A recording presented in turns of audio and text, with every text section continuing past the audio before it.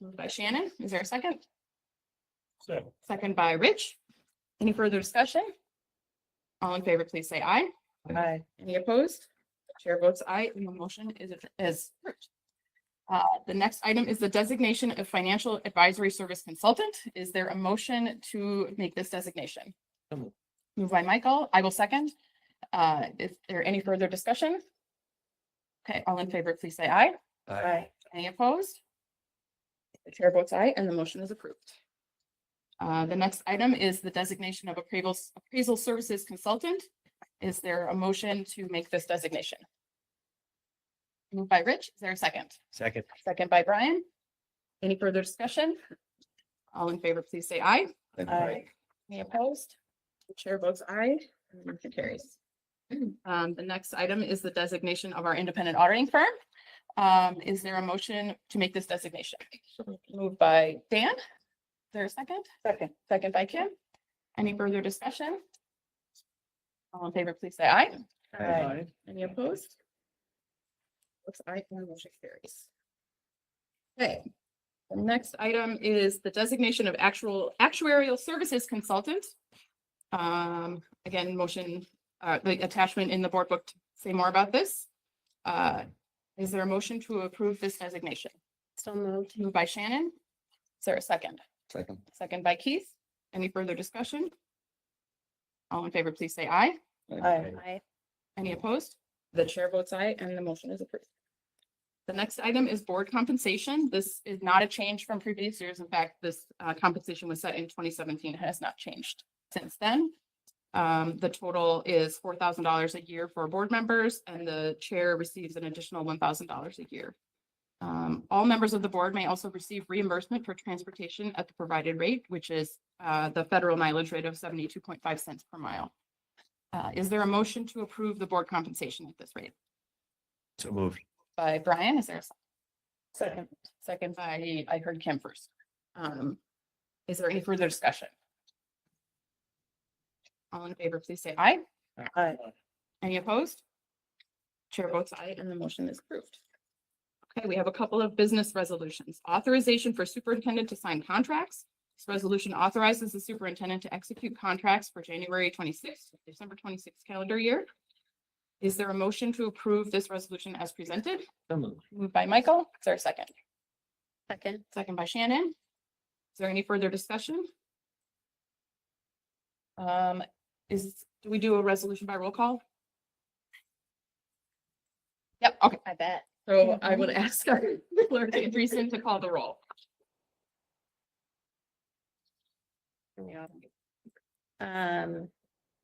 Shannon Andreessen votes aye. Michael Birdman. Aye. Ann Casey. Aye. Van Genestra. Aye. Kenneth Liss. Aye. Leslie Locke. Aye. Caroline Long. Yes. Mike Remico is absent. Brian Roth. Aye. Is that correct? Roth. Roth? Yep. Kim Ross. Aye. Keith Tate. Aye. Richard Zeck. Aye. The, We get our new. the ayes have it. And the resolution for authorizing the superintendent to sign contracts is passed. We have another resolution. This appoints school district responsible authority for January 26th to December 26th calendar year. This is a requirement from the Minnesota Department of Education, which all of us in our home district every year as well. Is there a motion to approve the resolution appointing school district responsible authority? I'll make the motion. Would you have a second? Sure. Okay. Seconded by Kim. Any further discussion? Okay. Andreessen, would you call the roll? Yes. Shannon Andreessen votes aye. Michael Birdman. Aye. Ann Casey. Aye. Dan Genestra. Aye. Kenneth Liss. Aye. Leslie Locke. Aye. Caroline Long. Yes. Brian Roth. Aye. Kim Ross. Aye. Keith Tate. Aye. Richard Zeck. Aye. The ayes have it. Thank you. One final resolution regarding electronic signatures. It resolved that the Board of Intermediate District 287 that Electronic signatures have the same force and effect as a signature in non-electronic form, and electronic signatures satisfy legal requirements for a signature. Is there a motion to approve this resolution as presented? So moved. Moved by Shannon, is there a second? Second. Second by Dan. All right, any further discussion? All in favor, please say aye. Aye. Oh, no, Gotta roll call, sorry. roll. Not that I desperately want to. Shannon Andreessen votes aye. Michael Birdman. Aye. Ann Casey. Aye. Dan Ginestra. Aye. Kenneth. Is it Liz? Liz, yeah. Okay. Leslie Locke. Aye. Caroline Long. Yes. Brian Roth. Aye. Kim Ross. Aye. Keith Tate. Aye. And Richard Zeck. Aye. Thank you. The ayes have it. Chair Aye. Casey. Thank you. So I believe that is all of the organization business items. We make it through them all. Okay, I didn't miss anything. Well For done. information, board member contact information, I think Oh, that no, will be wait. shared. Oh, Juanita's going to share the board member contact information. This document is to be considered confidential and information should not be shared without permission, but is for us to be able to contact each other. Please check your personal information and contact Juanita if any changes or additions are necessary. So that's just information. Anything else on that? Thank you. Okay, a motion is necessary to adjourn the organizational meeting and reconvene for the general board meeting. So is there a motion to adjourn the organizational meeting? So moved. Moved by Shannon. Is there a second? Second by Dan. Any further discussion? All in favor, please say aye. Aye. Opposed? The chair votes aye, and we are adjourned at 6:53. And then we're gonna go right on into the next thing. So we only have a couple more items, and then we're gonna get to our special guest. Very excited. Okay. We are now moving on to our general meeting agenda. Again, I will say today is Thursday, January 22nd, 2026. It is now 6:53 PM and I am calling to order the meeting, the general meeting of the Intermediate District Number 287 School Board. The first item on our agenda is to approve our agenda. Is there a motion to approve the general meeting agenda as presented? Moved by Michael. Is there a second? Second. Second by Keith. Any further discussion? All in favor, please say aye. Aye. Any opposed? The chair votes aye and the agenda is approved. We have audience opportunity to speak. I don't believe we have anyone here. No, ma'am. Thank you, Juanita. All right. We have the approval of the consent agenda, which contains routine business items. Is there a motion to approve the consent agenda as presented? So moved. Moved by Kim. Is there a second? Second. Second by Brian. Any further discussion? All in favor, please say aye. Aye. Any opposed? The chair votes aye and the consent agenda is approved. Yay, we're at chair. That's it. We know they got to get you guys out of here for, is it basketball practice? All right, so I think we have Principal Carlson Doom is going to introduce our very, very special guest.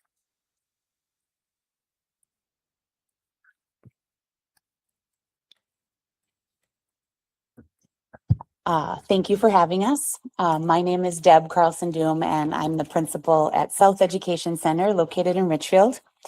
And when we were thinking about who would be a really good South Education Center student ambassador this year, it was unanimous on our administrative team that we would ask Reggie.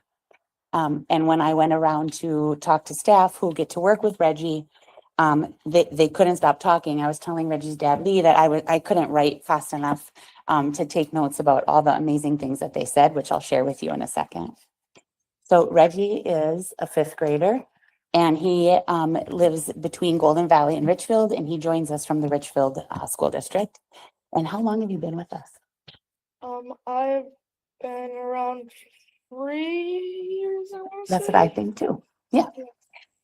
So you can tell the love and the community that Reggie engenders because of his support staff who are here, his teacher, and Reggie is a member of the TTM, the Therapeutic Teaching Model Classroom. And so some members of that team also joined us, as well as his mom and dad.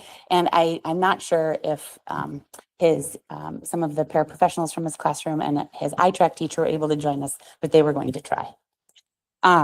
So what people say about Reggie is he is a leader in his classroom, and he's also a leader with the younger students, and he's exceedingly kind and patient when working with them. Reggie looks for ways to connect with people and really digs into that and leans into that and values relationships. Reggie's an athlete, which means not only that he's exceptional at many sports, like he's going to play basketball, and I know he played football. Any other? Football, baseball. 4 of them. But that Reggie's a team player and make sure that everyone feels good when they're participating in whatever they're doing. Reggie's an exceedingly hard worker. He has a wonderful sense of humor and gets a lot of people, adults and classmates, to laugh. He's a wonderful artist, which you'll see in a moment, and he takes pride in all of the work that he does. It is with great pleasure that I introduce you to Reggie Lapham.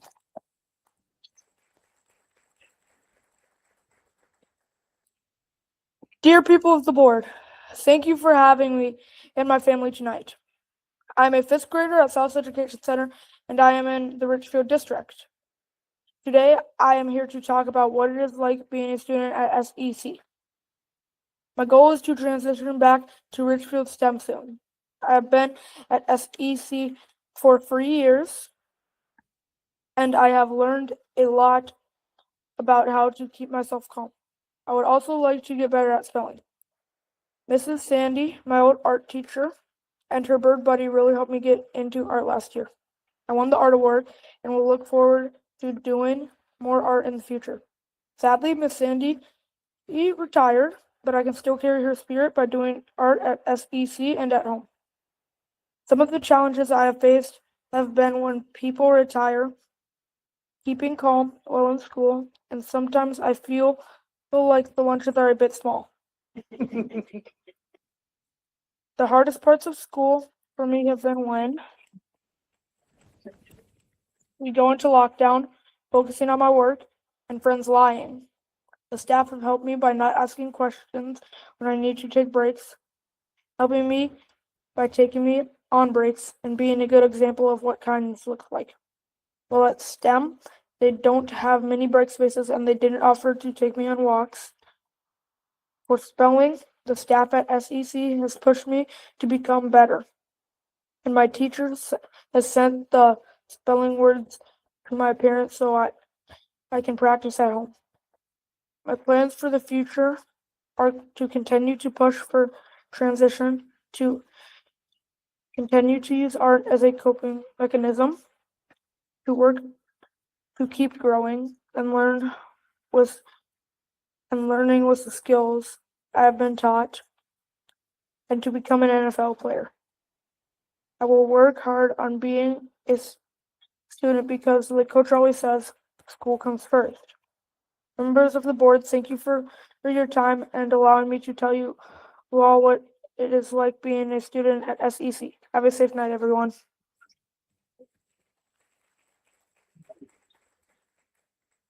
I got this painting, and I would like to gift this to the board. Oh, thank you. Thank you so much. That's awesome.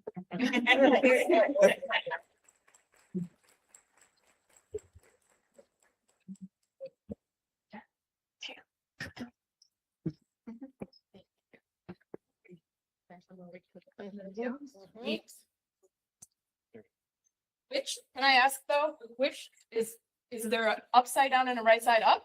Not really. Okay.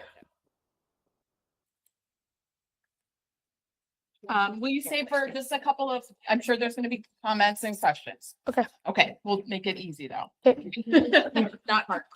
First, I just want to say, Principal Carlson Doom named a whole bunch of really great things about you. Like she said that you were kind and patient, a team player, an artist, which we can see. You have a great sense of humor, and all of that came through in your speech. But I also want to add, right, like brave, public speaker. I love what you said about carrying the spirit of your teacher who retired. That's amazing. And just your self-awareness is really exceptional for a 5th grader. So congratulations and for being here and just showing up and speaking. It really is courageous. And there are a lot of really nice things that the principal said about you and that we can all see that today. Thank you. Do other board members have any comments or questions for Reggie? So I'm a big football fan. So is there a particular position that you play or want to play? And is there a player that you look up to or who inspires you?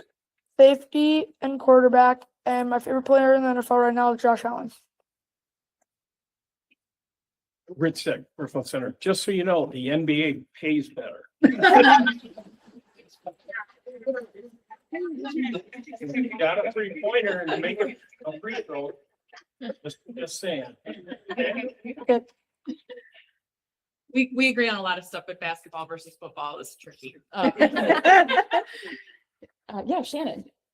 I just wanted to say thank you for being here tonight and thank you for that amazing gift. I'm looking forward to looking at it whenever we come.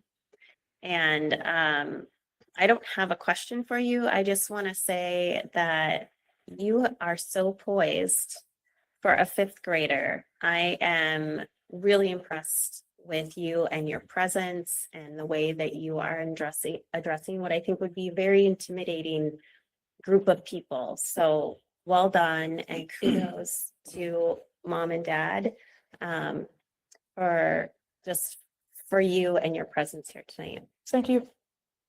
And class, I just wanted to make sure you walk away tonight knowing that who you are and how you presented yourself is such a light in this moment that we're all in. That when we're all struggling to figure out how to make sense of this world, you making sense of your world and working hard and achieving those things is a light to the adults in the room. And so I want you to know that even though you're only in 5th grade, you have power to influence others in such an amazing way. So thank you for being that light tonight for us. Thank you. I'll say, this is my very first meeting at this board and I'm from Richfield and it's great to hear a Richfield student talking. If you're headed back to STEM as a 5th grader, I know the art teacher there and he's pretty good. He came from Centennial and he'll be a good mix. And the middle school is pretty good too. Okay.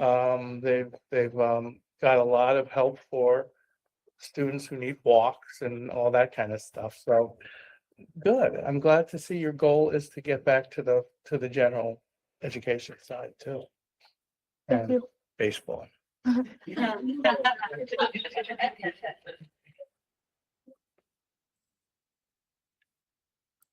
you, mom and dad and support staff for being here. This is awesome. It's so fun when the staff shows up too. And especially on a night like this. So you're certainly invited to stay, but not expected. And and we hope you'll just make it safely to basketball practice and home and wherever you're headed the rest of the evening. Thank you so much for being here, Reggie. Thank you. Have a good night, everybody.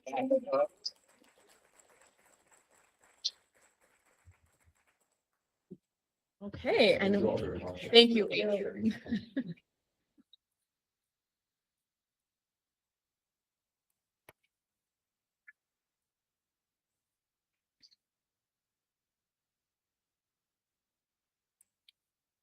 And I think it's Principal Carlson Doom up again. Okay, For awesome. our above and beyond from. Great. Crystal is with us Oh, online. sweet. Hi, Crystal. Hi.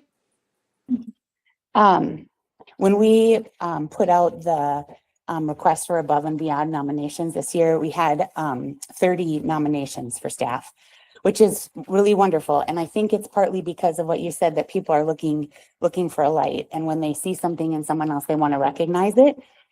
And 2 of those nominations and the most profound comments were for Crystal. And when we were reviewing all of the nominations, it was really a no-brainer to choose her.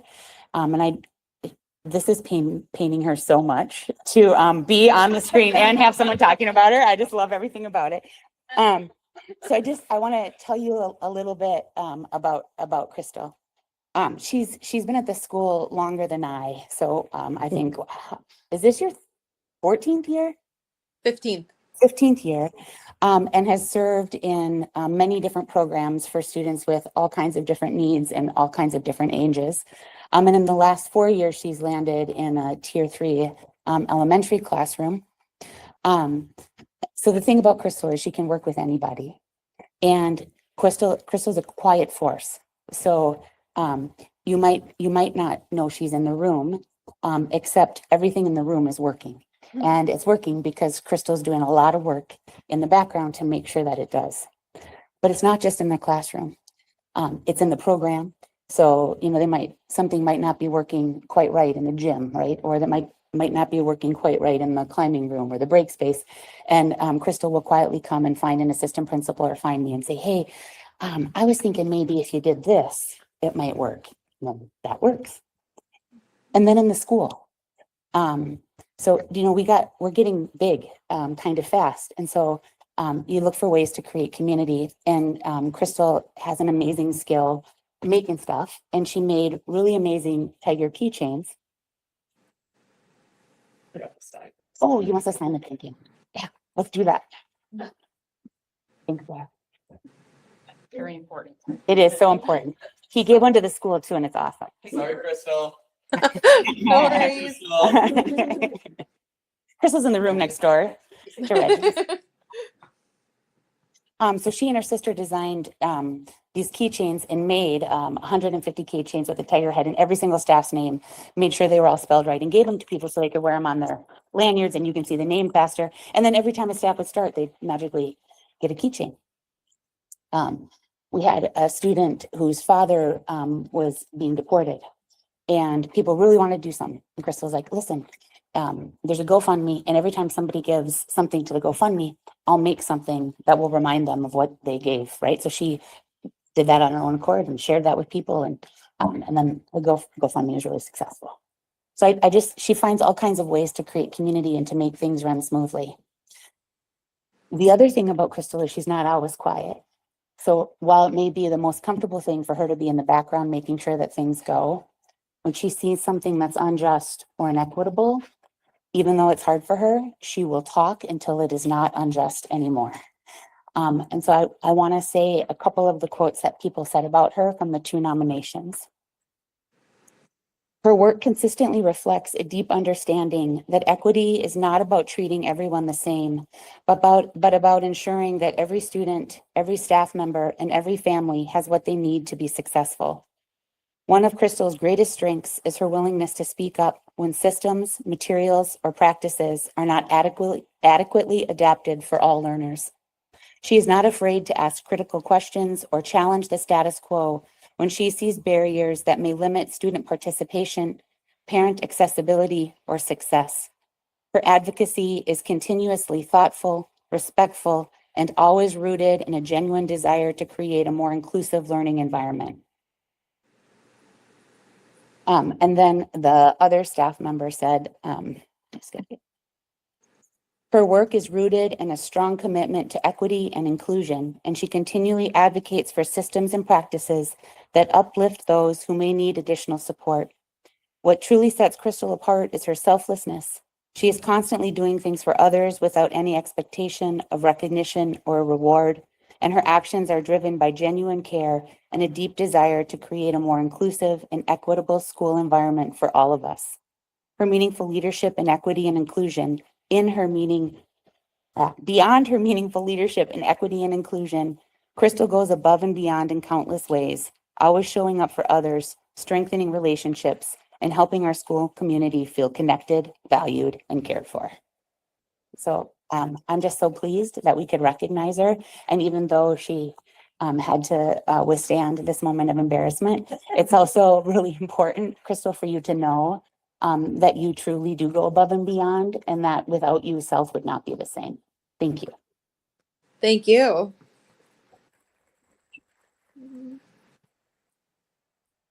Crystal, do you have anything you'd like to share? I think that I wish I could be like Reggie and have like that was amazing. Like and I don't think I can follow that. So I just want to say thank you guys. I've loved working at 287. It's fun. It's because it's always so different. So I like challenges. So like it's a new challenge almost every single day. So finding solutions for it, I love it. I don't know. I don't know that I could work anywhere else. Oh, good. It's good. Every time we have especially a really charismatic student followed by an adult above and beyond, it is hard to follow. And but then I always remind myself, as soon as the whoever nominated them starts talking, like, this is why our students are like that, is That's because of true. the adults. Yep. So thank you. Thank you for being one of those adults at South that is giving us amazing kids like Reggie. That is not lost on us. Anyone have any other questions or thoughts for Crystal? Just congratulations and keep up the great work. I think there might only be a couple of people in this entire room who have been at 287 longer than 15 years. So well done. Well Thank done. you. And stay, Yeah, I will. please. Good. Super. All right. Thank you, Thank you Crystal. so much, Crystal. Thanks, Crystal. Stay Thank you, warm. guys. Bye.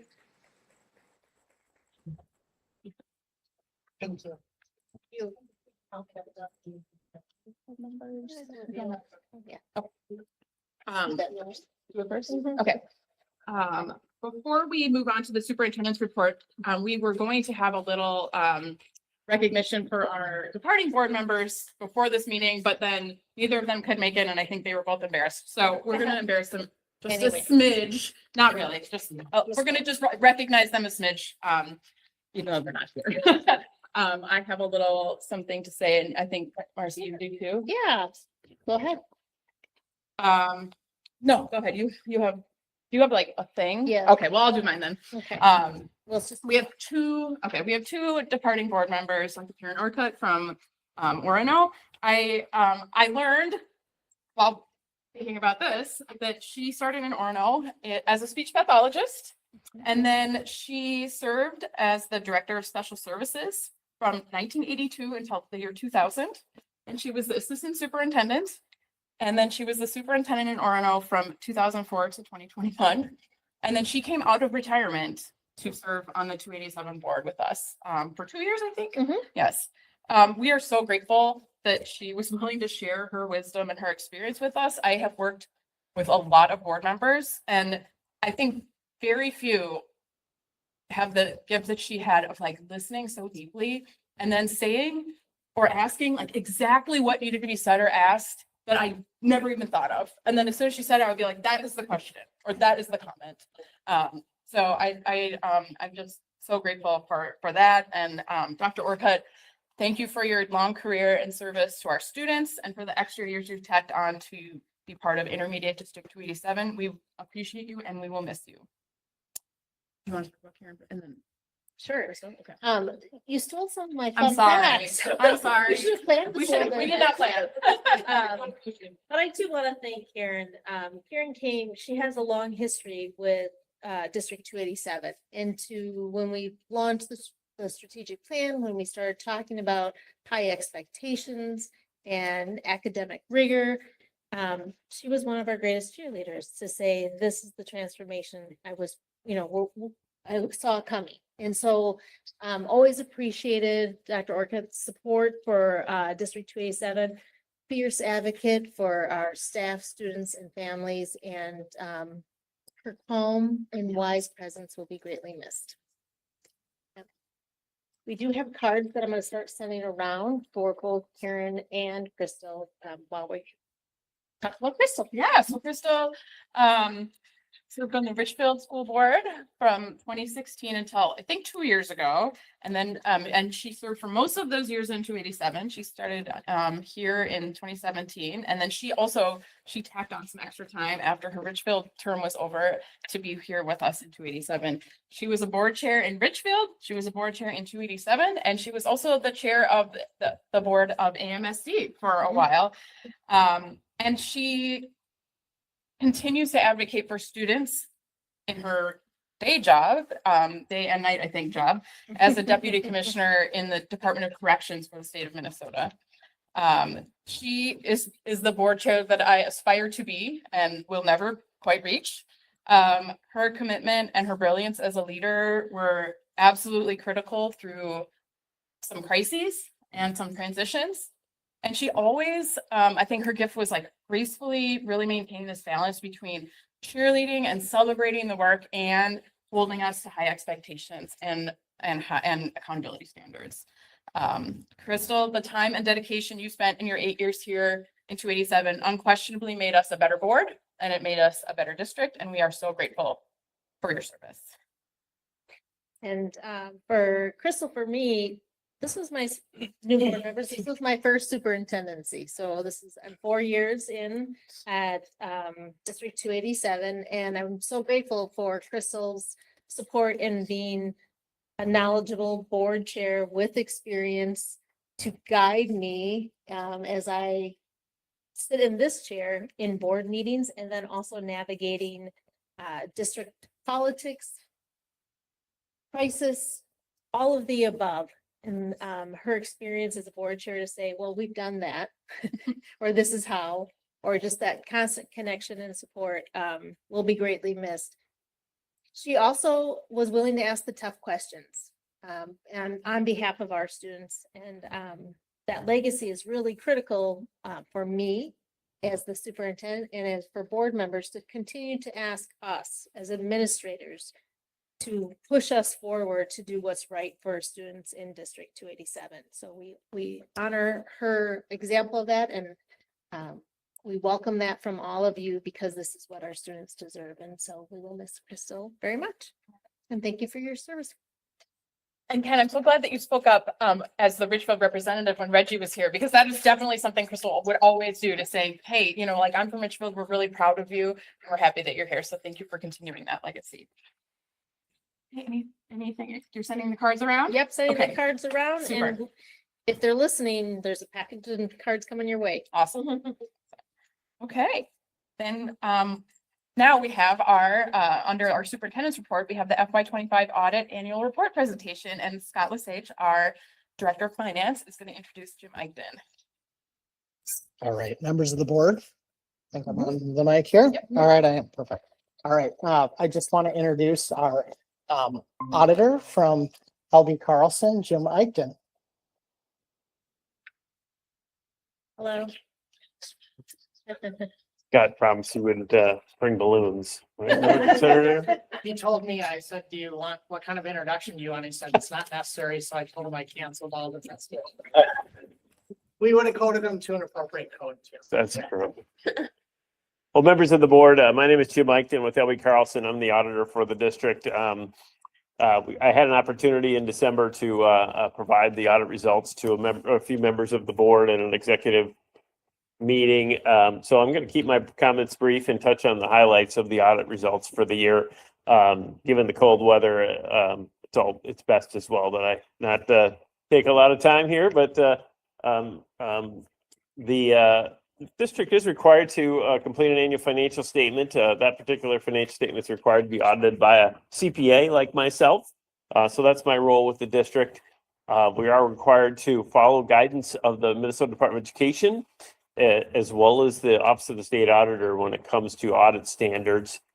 Those standards include us testing the internal controls specifically to your financial report, as well as your compliance with laws and regulations, again, specific to guidelines that are published by those two agencies. Normally, we also complete a single audit of federal awards. This particular year, the federal government had significant delays in the issuance of what's called the compliance supplement. So as a result, the Department of Education gave us an extended period of time to complete that particular process.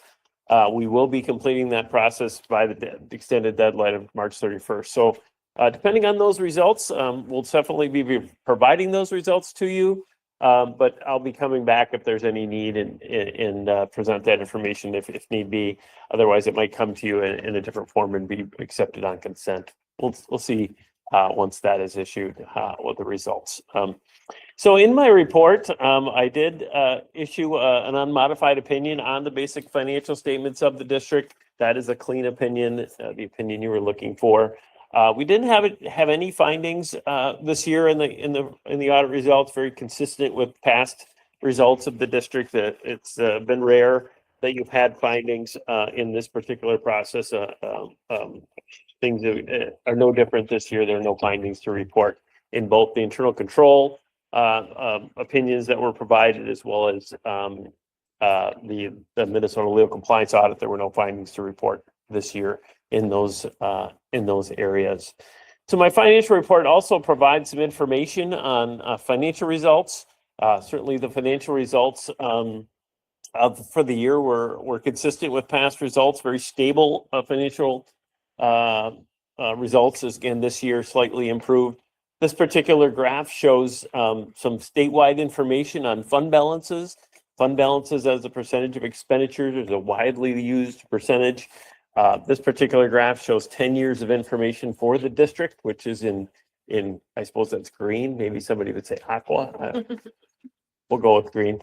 And then the statewide information is in blue. It's interesting, over the last 10 years, fund balances in our state have been pretty stable. They've been stable at around 20% of operations. During the COVID years, we saw fund balances actually go up statewide, and then they came back down as the federal money is declined. Last year, you'll see where there's an overall increase statewide in fund balances. Mostly that had to do with the increase in funding. There was a more than, I guess, I won't say adequate, that's a bad word. There was an increase compared to normal that most districts actually deferred some of that and decided to spend it down the road.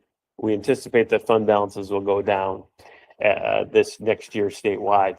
As I see, the green is the districts, and you can see that what I highlight with that particular presentation is the stability. The district has always had a stable environment when it comes to fund balance, and the operational results shows that in that particular graph.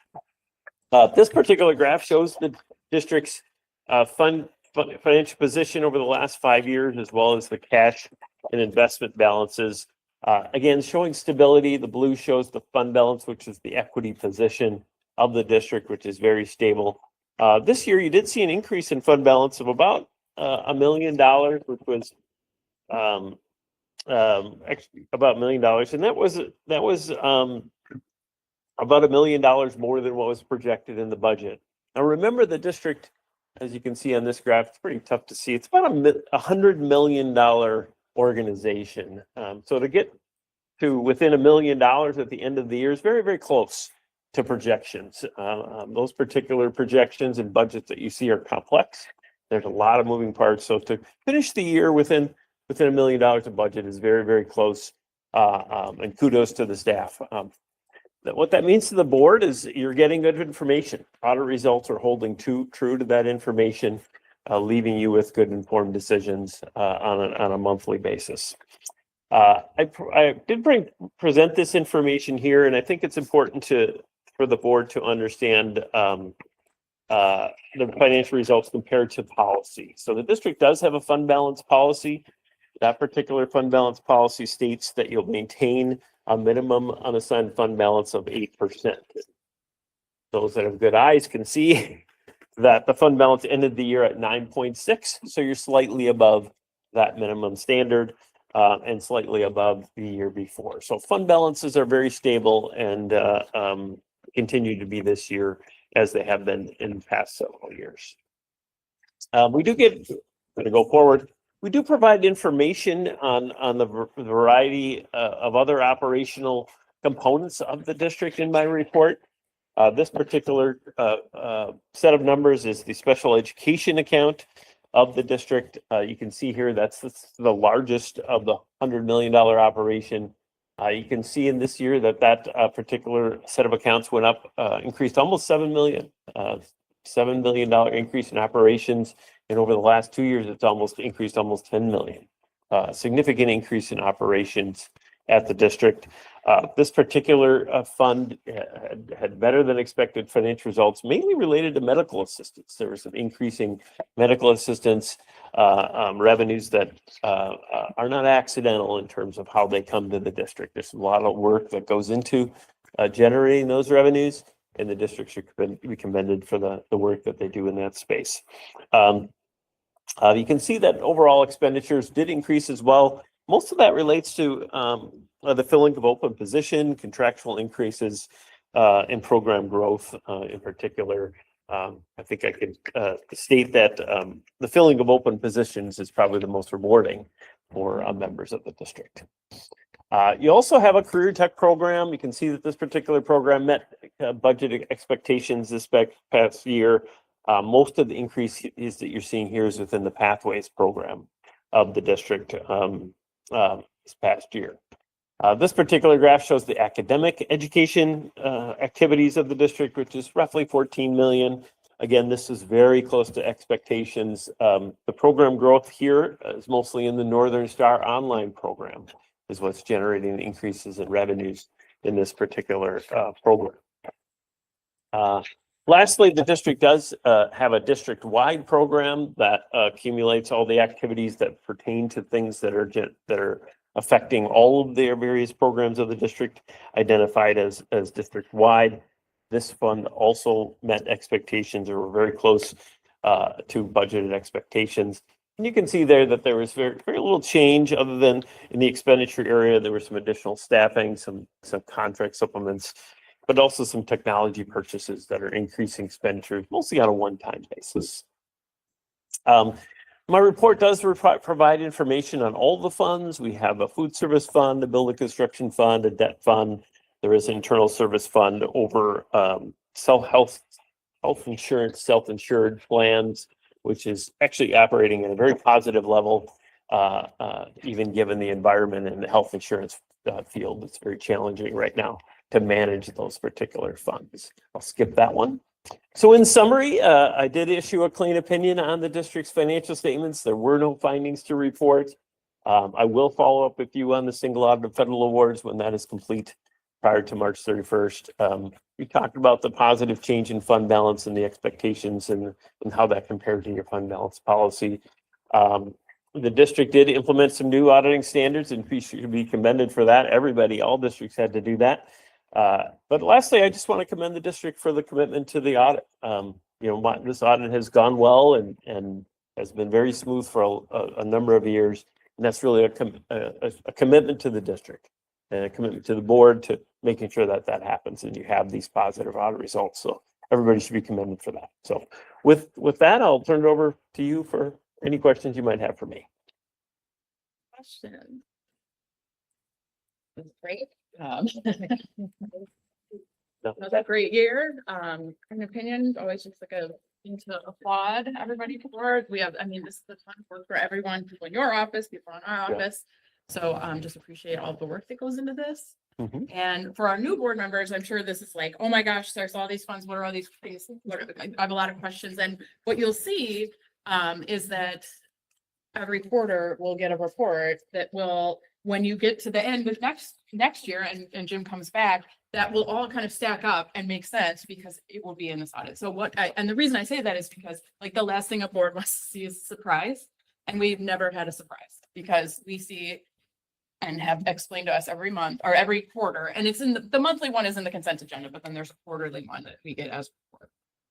And so then when Jim comes, there's no surprises and we know it's going to be good work like this. So we appreciate that. It's been really consistent. It's been Well it's said. been a pleasure. Thanks, Mhm. Jim. Thank you.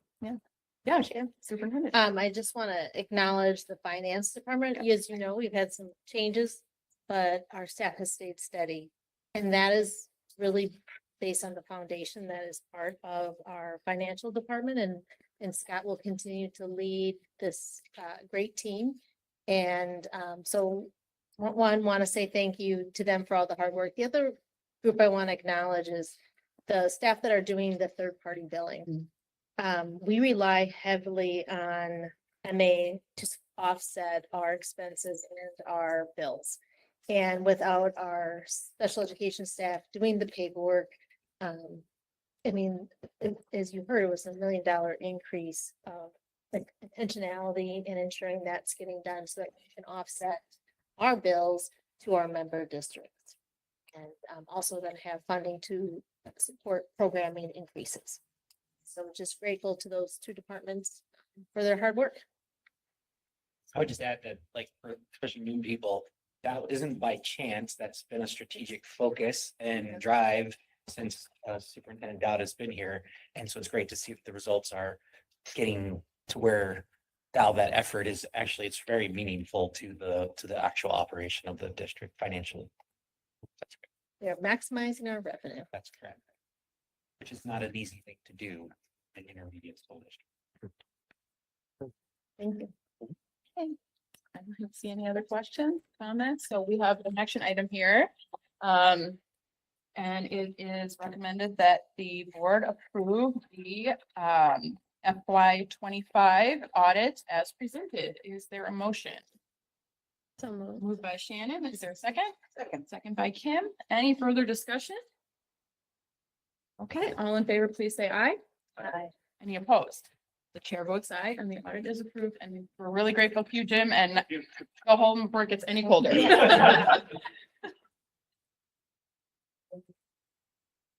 But really, we have to know football, basketball, or baseball. I follow many of those, but I'm a big basketball fan, so Okay. I'll all fall right, over on all this right. side. That'll be on this side. Right answer. Thank you. Okay. We have our strategic plan mid-year report, and Superintendent Dowd, you're gonna kick this up. Yes, I'll have the team come up and have Camille. So as part of the strategic plan, you get a mid-year report.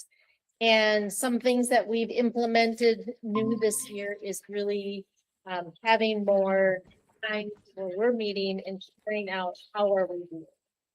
Looking at barriers, trying to adjust. We are, as always, extremely transparent in what we're doing well and areas of improvement, and you'll see that in this plan today. I look at these leaders before you who have done some pretty heavy lifting to ensure that the strategic plan is up and moving. And we'll continue with a few bumps in the road. And I'll lead it off. I'll let you introduce yourself when you come up and present your section. But Camille Hepla, who is our Director of Communications, will have you start. All right. Well, good evening, Superintendent Dowd and board members. Over the past few months, like Marcy was mentioning, we've been meeting with our focus area work group members to review our strategic plan and really reflect on the progress. And so tonight we're excited, very excited to share both our progress and what we're learning along the way. There have been some bumps, but we're learning from all of those. So in front of you, you should have gotten it in your packet, is our annual progress report from the 2024-2025 school year. In that report, you're going to see, of course, our mission, values and beliefs, and our 3 strategic themes. And so for our new board members, these themes are achieving academic success, cultivating equity and inclusion, and promoting social emotional learning. If you go to page 4, you'll find the overarching goals for each theme. So these are the outcomes that we're working towards by 2029. Our strategic plan is a 5-year plan, and we're currently in year 2. So one thing that's important to highlight is that student voice has been at the center from the very beginning. Students, families, caregivers, and staff were very intentional about engaging and shaping these goals. To keep us accountable moving forward, we made sure that we had a lot of those same folks that we engaged with be part of our focus area work group. So this is our 3rd year working together with a focus area work group. And we've seen really a strong increase in participation from staff and families and caregivers, and that's been really exciting and fun to see. And so that really ensures that our community continues to have voice in this work. So you also have a 1-pager, and on this 1-pager, that's our 2025-2026 strategic plan goals. It also has our mission and values and beliefs on there as well, so you have that in front of you. I wanted to let you know that this year, as you can see on that 1-pager, we've organized goals by staff, students, and families and caregivers. Instead of going by themes, we decided to go by audience. Really, staff are responsible for achieving all of the goals, but this structure really helps us ensure that we're keeping our entire community at the center of our planning. So with that, I just wanted to kind of give you some of that foundational information. We're going to move into our mid-year strategic plan progress report. So I'll start with the first slide. We just heard this, the mission for District 287. I just want to let you know how we view it. Our mission clearly explains why we exist here at 287. And it really gives us direction and keeps our work aligned, especially when making decisions about priorities and resources. The mission serves as really the anchor for our strategic plan. Every goal and action we take is connected back to this mission. When we stay focused on our mission, our strategic plan becomes more than just a document. It becomes a guide for how we show up for students every single day. And so these are our values and beliefs. We developed these back in 2023 at the same time that we developed our 5-year strategic plan. So we had a lot of engagement around drafting these values and beliefs. They really define how we do our work. So while the mission tells us the why we're here, the strategic plan outlines what we want to achieve, but our values and beliefs guide how we get there. They shape our culture, our behaviors, and how we work together. And they're essential to successfully bringing our strategic plan to life. And so these are the 3 themes again. I wanted to give a quick shout out to my colleague, Rachel Prost in communications. You'll see her from time to time for those of you who are new. She's amazing. She designed this logo that you see here with this interconnection of the 3 themes. I also want to just say she also designed our new logo. So this logo that you see behind the chair in Superintendent Dowd, it's a brand new logo that we also it was inspired by the engagement of our family, students, and caregivers and our staff. So we're really, really proud of the work and so glad that we have her talents here at 287. So for each theme, I'm just going to share Achieving Academic Success is led by our Teaching and Learning Director, Dr. Jonathan Voss. Cultivating Equity and Inclusion is led by our Equity and Inclusion Director, Kiara Zachary. And Promoting Social Emotional Learning is led by our Student Supports Director, Laura McLuhan, Dr. Laura McLuhan. Each leader will share progress in their area. And so I'm just going to show you quickly. Again, you do have this on your 1-pager, but this is our annual goals for student goals for each theme area. And they're going to go ahead and give you an update on each one of those. So we'll start with John.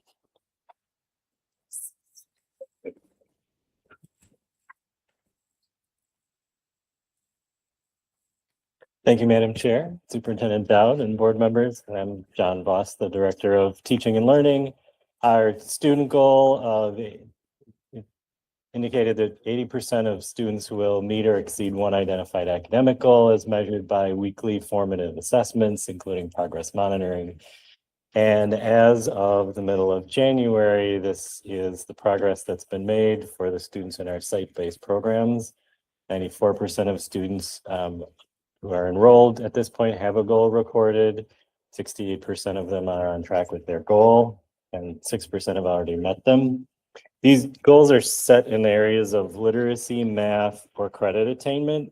When new students are enrolled, they participate in our screening process to determine which area best matches their needs, and then should have a goal established within the first 3 weeks. And we've used the FastBridge curriculum-based measures in reading for literacy, number of different ones, but the FastBridge math similarly. And then in credit attainment, it's based on their academic goals for their graduation plan. And then students are identified as on track or not on track based on a combination of their progress monitoring data, their attendance, and other factors relating to their current work.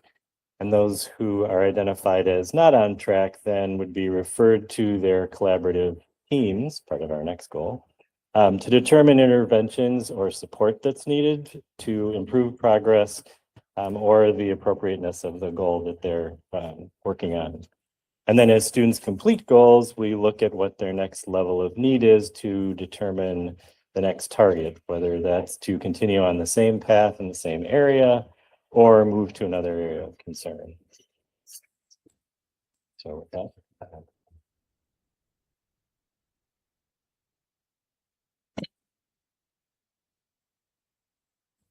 Good evening, everyone. So the student goal in the Cultivating Equity and Inclusion theme area is around organizing students and offering student leadership opportunities. And I'm really excited to share that we have 8 student leadership groups across the district. In previous years, our schools organized student leadership groups traditionally with our high school students, transition age students, in our Fed Forward programs, and then our ALC programs. And this year's goal was really to be intentional about expanding leadership opportunities and organizing students at all levels and all grades. So in places where student leadership groups were separated by program. So in a school like West Education Center, where there's a Fed 4 program and then there's an ALC program, they would run separately. This year, we're bringing them together. Students and advisors report that this intentional opportunity to connect across programs, tiers, abilities, and age has been the biggest impact. With additional grant-funded programs like full-service community schools and closing educational opportunities grant, we've been able to partner with organizations like the Cultural Barbershop, Playworks, and Good Trouble to provide additional leadership opportunities and culturally relevant leadership training for students and staff. Our student leadership groups are busy. They are at work. They are organizing school events because they are very, very keen on building community, like school dances and game nights. And they are also doing some very real advocacy and asking for things like after-school programs and the ability to extend their day together. And that's led to a partnership with our Robbinsville Area Schools Community Education. So I'm really excited to see what they continue to do. We got to see a couple of them today, and Good Trouble was out today at West Education Center and North Education Center, seeing all of the great work that our student groups are doing.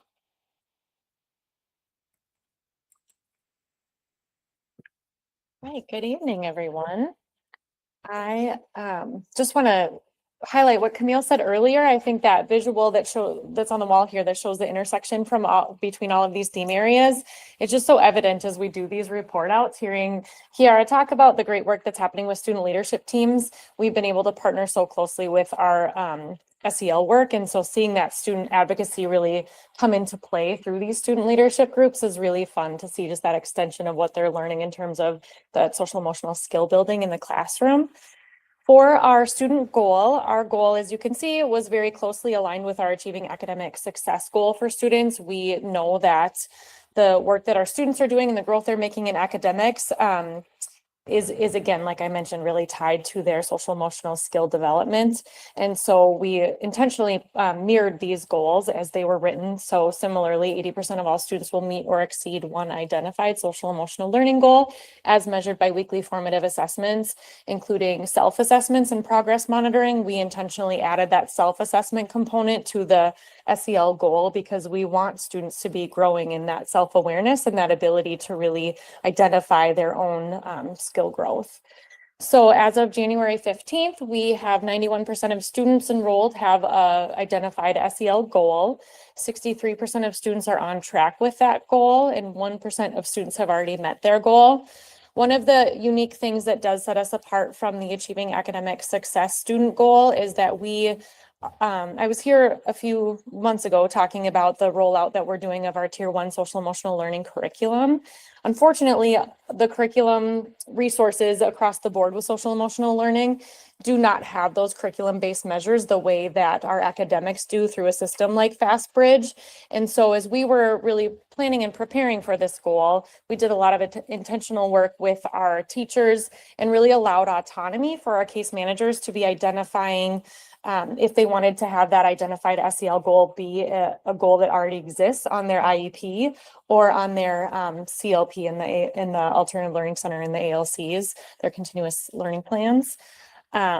So in addition to giving that autonomy, we also created a goal bank with really robust examples and that are tied to all of the SEL competencies that had correlating progress monitoring tools. And so giving that opportunity for teachers to make that choice.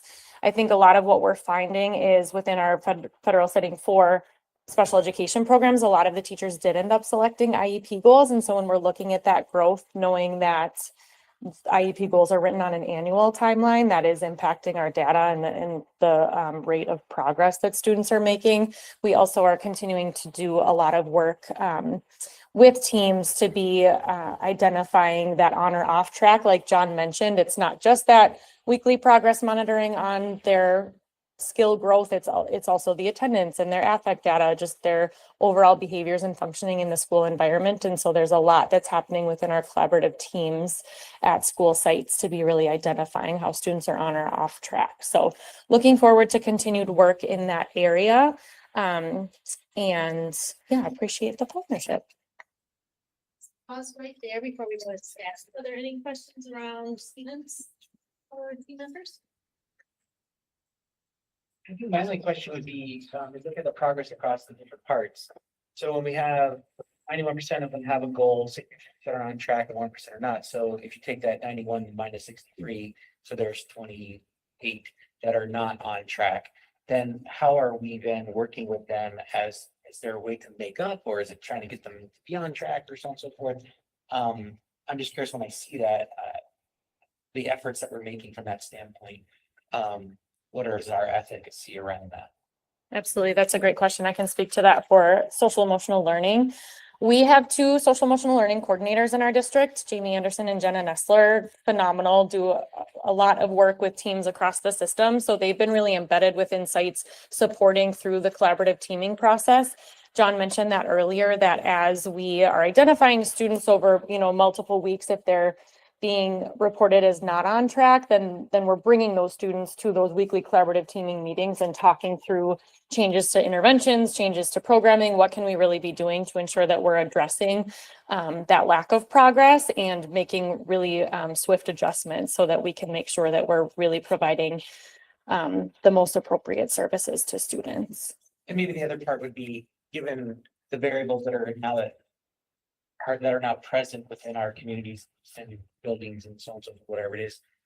Not that I'm looking for excuses or anything like that, but like, I'm not lost on the fact that those things bring a whole nother variability that could impact these things that we may or may not be fully able to address successfully. Or it's more challenging to then, I wouldn't be surprised, given what's been going on, that the 62% that are on track, if you start to see some slippage in that, as much as I want to think about the 28% that are not on track now, and we do stuff there, how do we even maintain the 63% that are on track, given all the variables that are present? I don't need a comment. I'm just making sure, like, as a board member, I can filter through that. And as much as our goals are, we don't want to make excuses, or it's not acceptable to not meet a goal, or whatever. Well, let's make sure we have the context for it. Appreciate that. Is there anything you want to add, Tom? I can just add to that, similarly with the academic goals, particularly with literacy, we have a range of interventions that we can apply. And so the first level is what's happening within the classroom and the curriculum. And then as we look at the students who are not making progress in that regard, as we would like to see, then we can have more intensive interventions. We move it up a notch in the multi-tiered systems of support, where there's smaller groups or specific targeted ones. And then as we get even deeper, we look at intensive interventions, one-to-one, and how we can support reading that way. So, and through the teaming process, that's also where that process takes place. Any other questions before we move on? Just one question. Sure. So, do we see a pretty strong correlation between the, academic numbers and social emotional learning numbers? Because they seem pretty close right here now. Yeah, they are pretty close. And what we really want to start looking at is how does that correspond student to student? We've got a couple of pilot ideas for how to really look at where we have literacy being implemented with the highest level of fidelity. What's the impact on social emotional learning in terms of student behavior and engagement? And while we're just getting to that spot, I think that bears out the reason to look into that deeper. I've got a question about the academic side.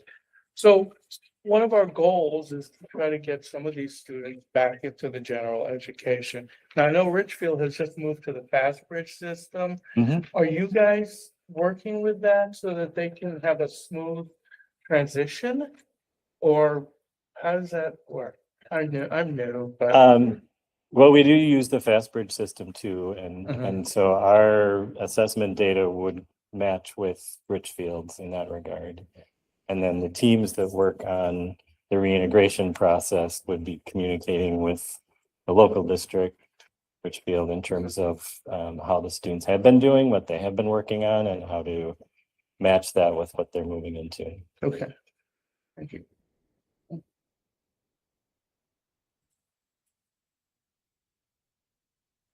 All right, I am going to turn it back over to John, but I just wanted to remind you on that one pager, you'll see these goals there, and we're going to go through how we're doing with progress, and we'll start with Dr. Voss. Okay. And then for staff, our goal this year is through our monthly collaborative team meetings that all staff teams would show evidence of using disaggregated student school data and implementing targeted intervention plans.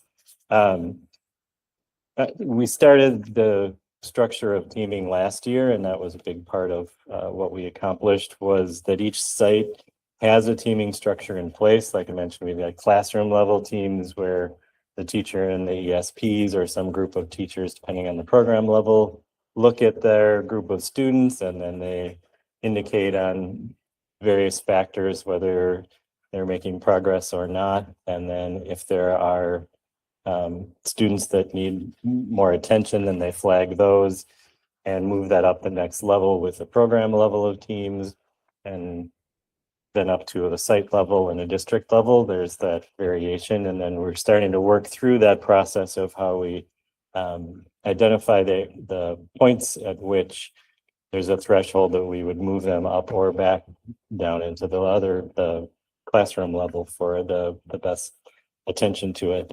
And so they review their progress monitoring data in all of these areas. Academics, SEL, and attendance are the major ones. And then they have a review process and intervention options to consider for the students who are not making progress. And as we build out the routines for referral and intervention, we'll also monitor how that process is working to make adjustments and determine which interventions are resulting in improved progress for which students and which kinds of curriculum. It's been a learning process. We've got some new systems for how we report the data, how we visualize it, how we break it out for the teams, who monitors it, who looks at it, who brings it to the teams.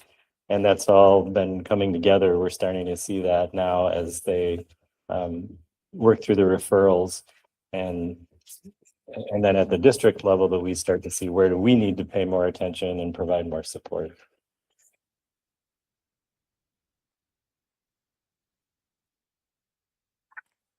Alrighty, so our staff goal is around staff engaging in 8 social identity reflection activities.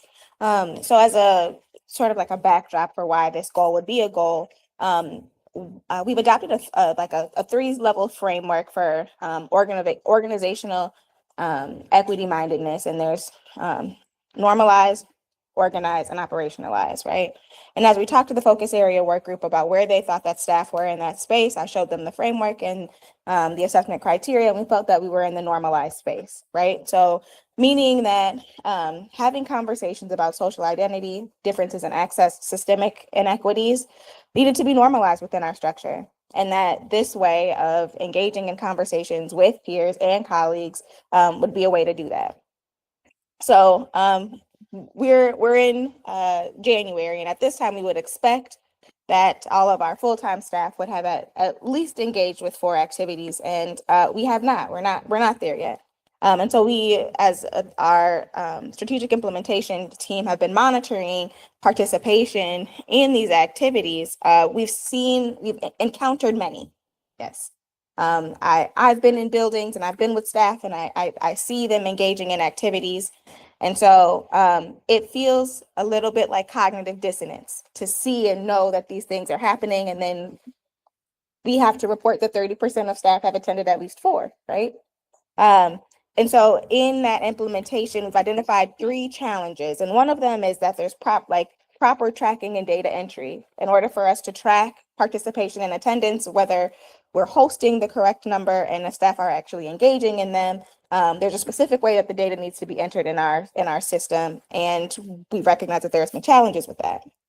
Additionally, we've recognized that there is challenges in facilitating makeup sessions for when staff are absent when those opportunities are happening, and therefore, how do we mitigate that?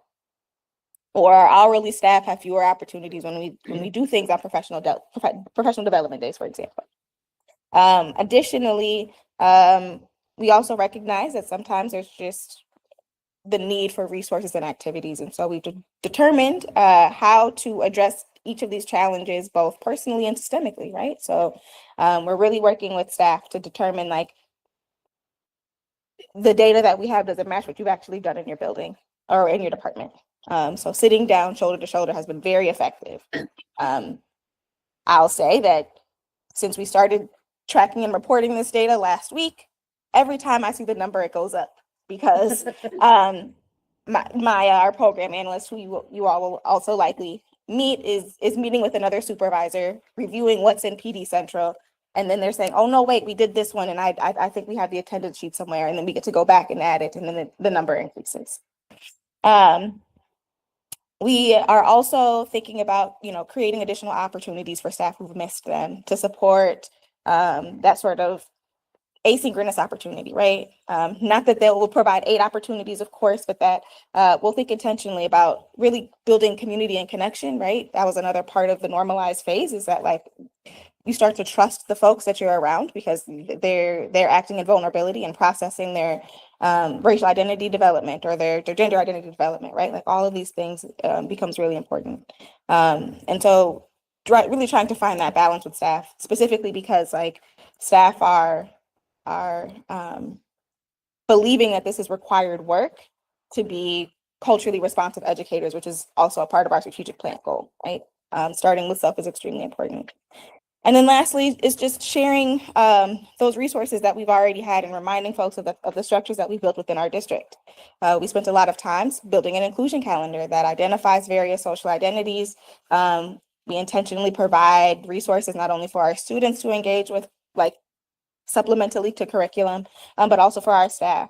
And so while they are really doing really phenomenal work, engaging in racial affinity spaces, seeking cultural education opportunities, engaging in book studies, some of the deepened work has been like very serious interrogations of white supremacy cultural characteristics, right? Like all of this work has been really great and wonderful. It's to a certain, at one point, right? Like the book is over.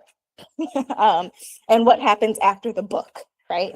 And so reminding them that we have a number of things that already exist and that the equity leads and that the equity inclusion department have curated over the last several years that they can tap into as well. So we're excited to see hopefully our numbers increase as staff continue to engage, and then also supporting through providing really intentional access in addressing challenges as they've come up.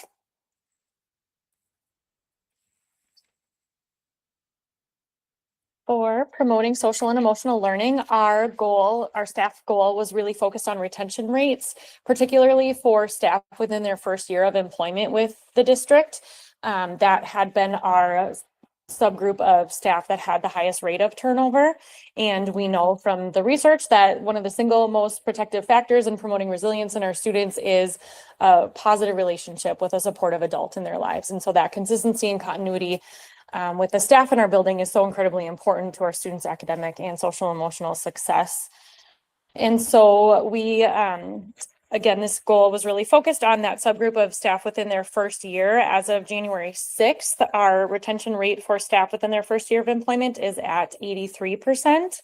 Across the 2024-25 school year, the complete year-end rate was 74%. So we're already at a higher rate, which feels really good. And we're hoping to continue that. I think a lot of that really speaks to the success of our onboarding program that we established last school year and have continued into this school year. So all new staff that are starting at any point during the school year have a really robust 3-day onboarding that they experience before they even step foot in a building. So they're really acclimated to trauma-informed instructional practices, the needs of our students, special education specifically, or the ALCs. It really is a universal program that addresses everything that you might need to know as a starting point before you enter into working in one of our sites. The Human Resources Department is continuing their work around this retention component. They're conducting state interviews. So staff who are early in their career with us, so less than 3 years, have received online or an email with a state interview. And so they're compiling that data, and more will be shared through a broader employee experience report later on this school year. And then the team is also conducting in-person state interviews for staff, just to allow us to really build out or look at those themes, right, on what is keeping people in our system so that we can continue to expand on those on those components to ensure that staff want to stay working with us and serving our students. We also are continuing the work with the strategic implementation team this school year around the mentorship process. So the universal onboarding is really lovely, and we have 3 days with staff, and then they go to their sites, and we want to make sure that there's continued learning. We can't cover everything that we need to cover in those 3 days, and there are a number of things that we just want to ensure that we're continuing to provide to our new staff. And so the team has really built out a very robust mentorship process. So all new staff have an assigned mentor, and there is a clear checklist that all new staff work through within the first 30, 60, and 90 days of their employment, so that the mentor and mentee really work through this prioritized process of working through what are those things that you need to learn about or know in order to be successful in your position. The next iteration of this work is working on a role-based onboarding checklist. So in addition to just this universal, these are things you need to know as an employee of Intermediate District 287, really focusing in on what are those specific things that you need to know based on your role as a paraprofessional, a teacher in a specific program, and then also within our district departments. So what does it look like to be a new chemical health counselor coming into the system? We may only have 2 of those positions, but we can plan in advance, and we can be more methodical with how we're onboarding our new staff. So that is continued work within teams across the district and its sites that will be part of our work going into the 26-27 school year. Add one more thing that I think is really critical with this, and I want to acknowledge Dr. Lodge Rogers and her special education team.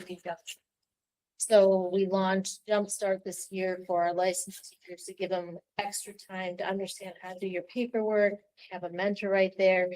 And it was so successful to start the school year that we impromptu did another one in January, because we're continuing hiring.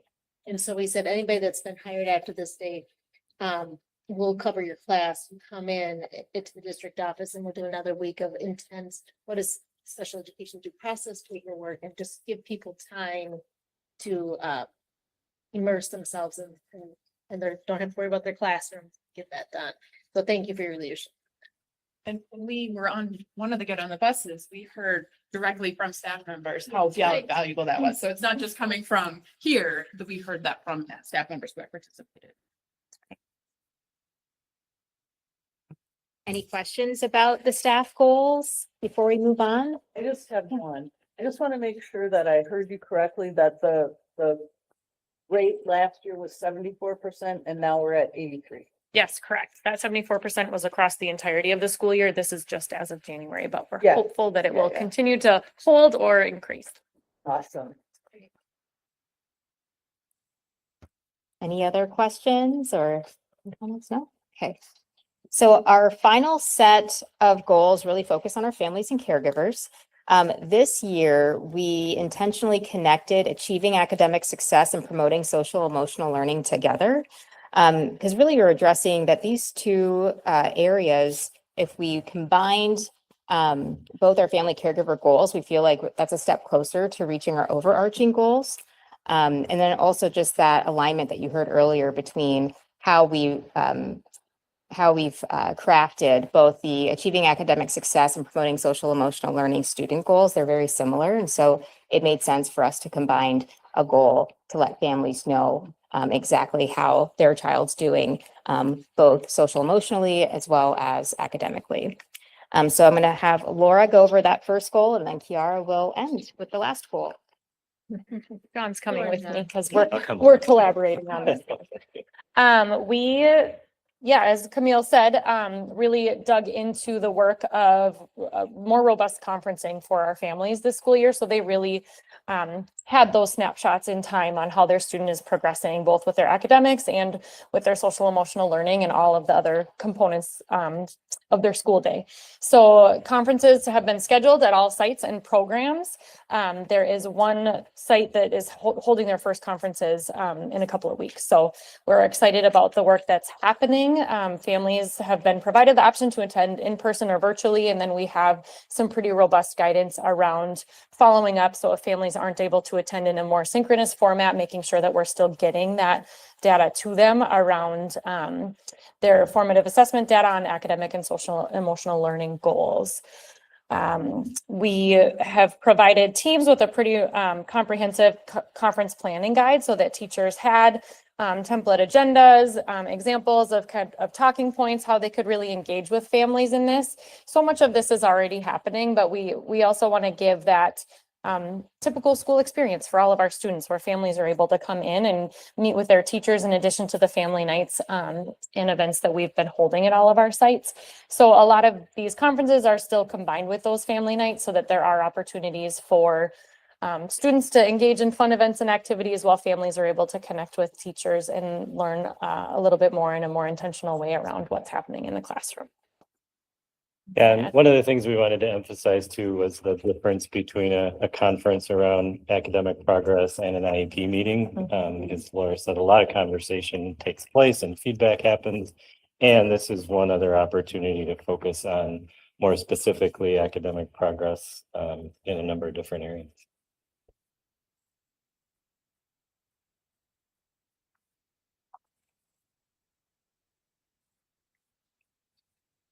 Alrighty, so we are making really strong progress in our family and caregiver goal. Our family and community engagement division has been working really hard to connect and organize families.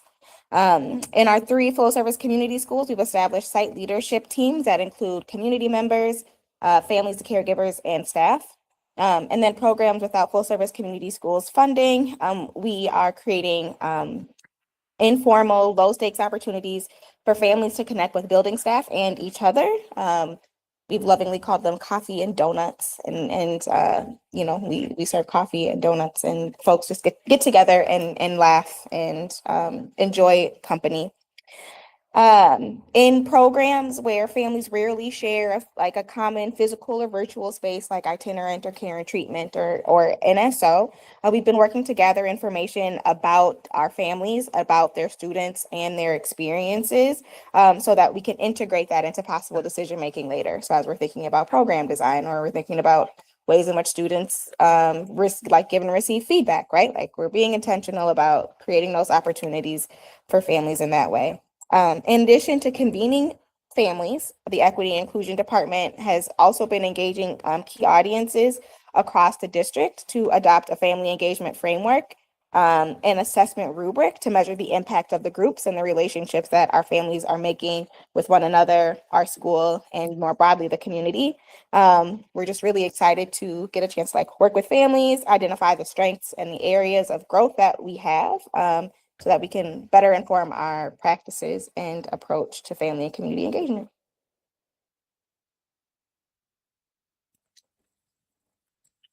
Any questions on the family and caregiver goals?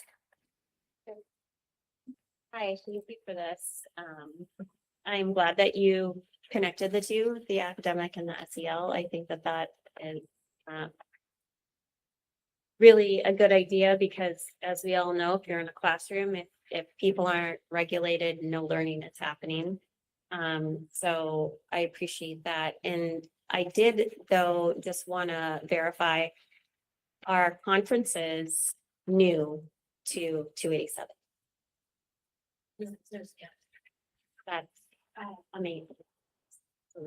We do not hold academic conferences in the traditional sense anymore, or inconsistent throughout the district and sites, I should say. There were always IEP meetings, and they're drastically different. And so this was intentional for that. Thank you. As a parent who regularly went to both, I am really impressed that 287 has made this change, and that families who go to school here can engage in ways of connecting to their schools that other families get to enjoy. So thank you so much for that. Oh, sorry, go ahead. I was just going to share, because it's been a while since we talked about the initial engagement that we've done for the strategic plan. And really everything that you're seeing here, all of the goals, it's all stemming from, like, the family caregiver goal is from family engagement that we had. They said they wanted this, we're not just making it up here. It's really what they told us they wanted. And so I just wanted to share that because I know we have some new folks in the room that we didn't hire a consultant to do the strategic plan. I know a lot of places do that and there's nothing wrong with that. But it was really a grassroots effort with the board, with our staff, with our students, and with our family and caregivers. And we're really proud of that. So I just wanted to share that it's all stemmed from truly student voice, family voice, and staff voice. Sorry, yes. So I was just wondering about, so for the family and caregivers, do we have data on those families who, because of how they've been treated traditionally in our school settings, have chosen to disengage? Do we have any data on if they're re-engaging and what it might be that we might be doing that would help with the re-engagement? Yes, do we have like formalized data? We don't, right? But we've seen patterns and we have an expectation of we recognize like the trauma that comes with students coming to a Fed 4, right? Like students and families have to a certain extent experienced some form of like educational and academic trauma. And like we're intentionally trauma informed in that way. Things that we've been doing to mitigate that is one, and we've heard this from families too, right? Like it's that while they come to welcome meetings at the site, we are intentionally connecting them with our full service community school staff or our family engagement team. We help them with their online registration. We help them with their tours. We show them that there's community there for them. And that's a part of the reason why we started having really low stakes informal opportunities like coffee and donuts, because families said, when I've gotten here, I know that there are very few people who've had the same experience that I've had, and who else can I share my story with? And another part of why we've decided to be intentional around examining our own family engagement practices is because we did see very low family engagement in the beginning. We offered dozens of opportunities for families and caregivers to engage with us during our initial period. And it was very, very difficult. We were out in community, we were trying phone calls, we were trying emails, we were trying virtual options. We were trying to catch people as they were dropping their kids off, right? We tried a number of strategies.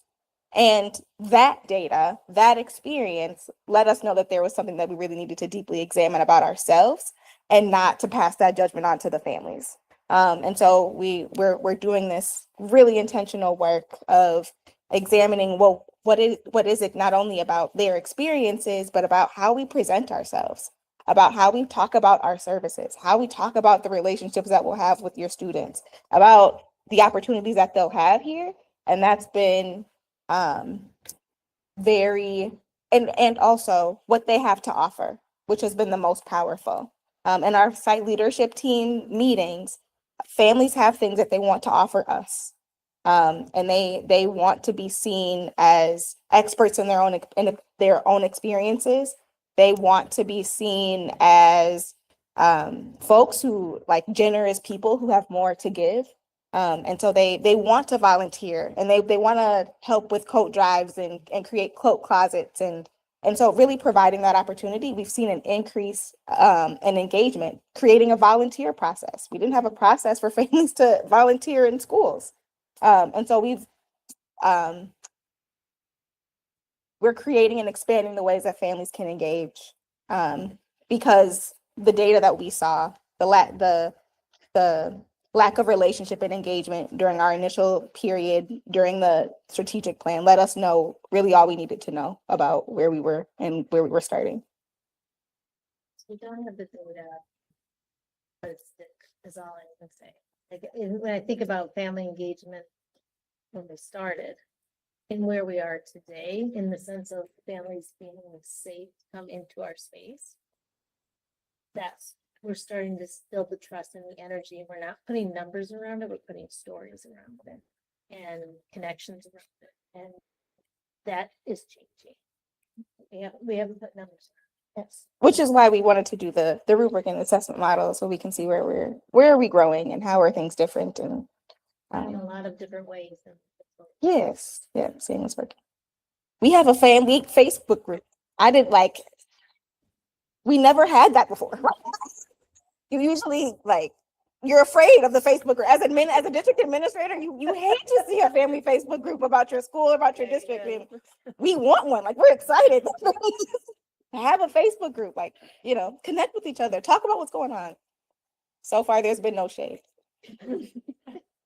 I think I'd want to comment on, in this mid-year review, in the second year of the execution of the strategic plan, whatever it is, and just really make sure there's a comment in the room that says where we were last year, what we learned from last year, where we weren't quite where we wanted to be because we're learning and so on and so forth, and the intentional things we've tried to do for year two. Now hearing this mid-year report, well, I see the progress of where it's going and so on. And this is all about what a strategic plan is supposed to be about. Yes, we have goals, we have those things and so, but they're not arbitrary, they're not sort of static and so on and so forth. They're a guiding post as to the learning you just talked about. And the excitement of, okay, we're making this progression of this is what we learned, this is what we were doing well, this is what we weren't doing so well, this is where we're accountable to this, here's where we're gonna change it, and now we're gonna go and test this out, work hard, diligently, intentionally about that, and here's where we are. So I just wanted to articulate, given the 3-year process that we're now kind of coming up with on the strategic plan, for those of us who've been here a while, I'm encouraged by the continued growth that's happening. And while, yes, we want to hit our goals, we don't just want to have a goal and don't care whether we hit it or not. I don't think anyone's arguing that. But we continue to crystallize around, well, what are the right goals and what are the actual things you and the team are doing to be impactful? Because it's not just a piece of paper result. It's the lives that you're impacting on a day-to-day basis. And so even though there's things in here that look pretty good, there's some things that are a little concerning, but like the effort and this focus and the thing on the strategic plan. So from the top down, I'm just letting you know from seeing it from its iteration after Superintendent Dowd got here, I'm encouraged that we're definitely on the right path. So keep going. Absolutely. Could not agree more. And I, just as an example, I was thinking when you were talking about the equity and inclusion goal for staff, when you said like, well, when I went into buildings, it felt like we were doing all this stuff. And then when we like got 30%, like, what does that mean? So it wasn't like, oh, it feels like we're doing stuff, so we must be doing it. It was like, what is the number? And then like, when we find a number that is not what we expect based on how it feels in the building, like why? And here are actually like several reasons why it wasn't like one thing. It's like this thing and this thing and this thing. And now we're going to address each of these strategically, right? Like I agree that it feels like this has always felt like such a literal strategic plan, a plan with steps and goals and measurements. And every time you guys come, we get to see another like big leap in what we understand about ourselves. And that's just been, it's been a privilege to see. So thank you. Well, and I would just add one thing to that too. It's really easy in all academic environments to go, it just feels right. I just don't know, right? Or it's like, yeah, measure schmeasure, it feels good or whatever. So I think two things. One, that you're going, this might not be easy to measure, but we're going to try to figure out how, right? And two, along the it feels right thing, does it feel right for everybody? Right? And so I think that's really, really obvious in the work you're doing, that you're looking at every student, not just the general, oh yeah, it feels good, right? So kudos to you guys. You're doing great work. Yeah, how was our parent and guardian participation like the IEPs? Do we track that at all? How are they doing? And do we culturally look at that too? And that kind of data? We have the data and we could easily get that as part of this. IEP attendance is good. Is it good? Virtually or in person. But we'll add that to the end of the year report.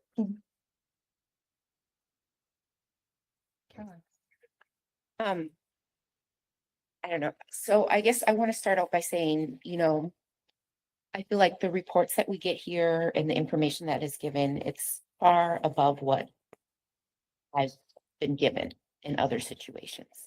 So I appreciate that. But in the back of my mind, I have the employee voice going, but how do I know that that's valid?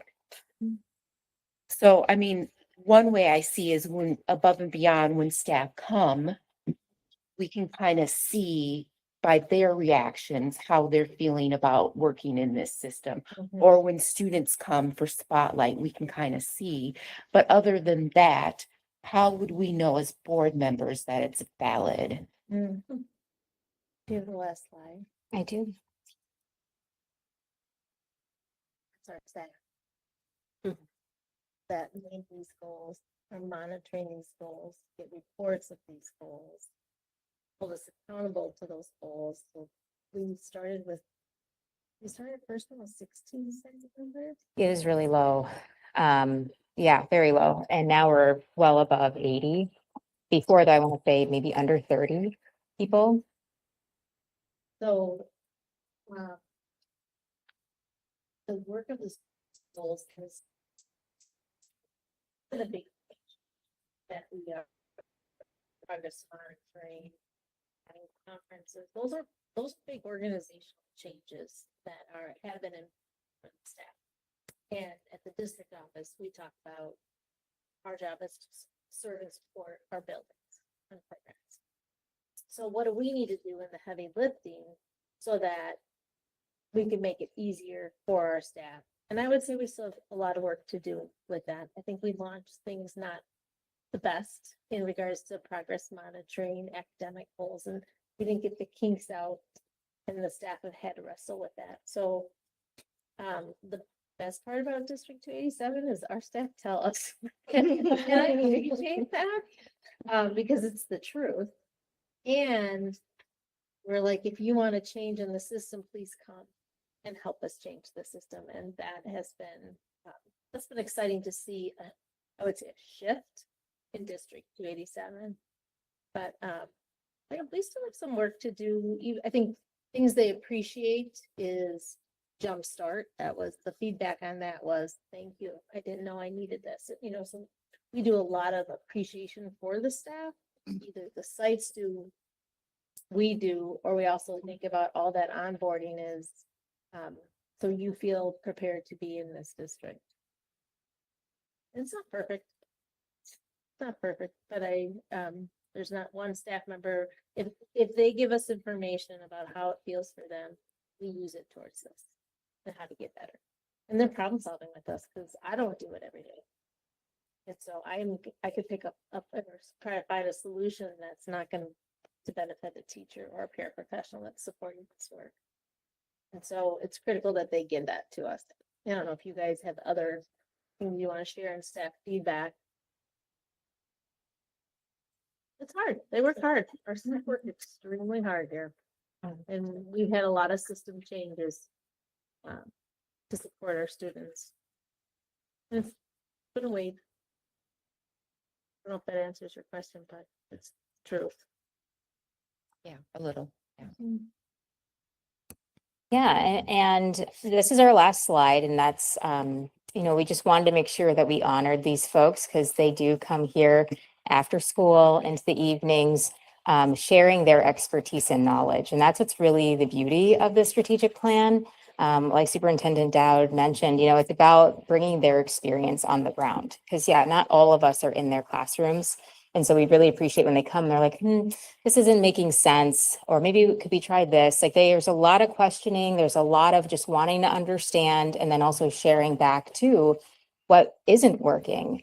And how do we pivot? How do we adjust the goal for the next year to make it better so we can achieve it? Because at the end of the day, our students deserve the best. And our staff are amazing. And we want to make sure that they have the tools and the resources necessary to make sure these students get exactly what they deserve and are successful. They look forward to coming to see these staff members every single day. So there's a lot of valuable insight that comes out of these meetings, and we're just so thankful to all of them for what they contribute. So that is really the conclusion of our report. We will be back next month and subsequent months to present the third year of our strategic plan goals, so for next school year. But are there any final questions or comments?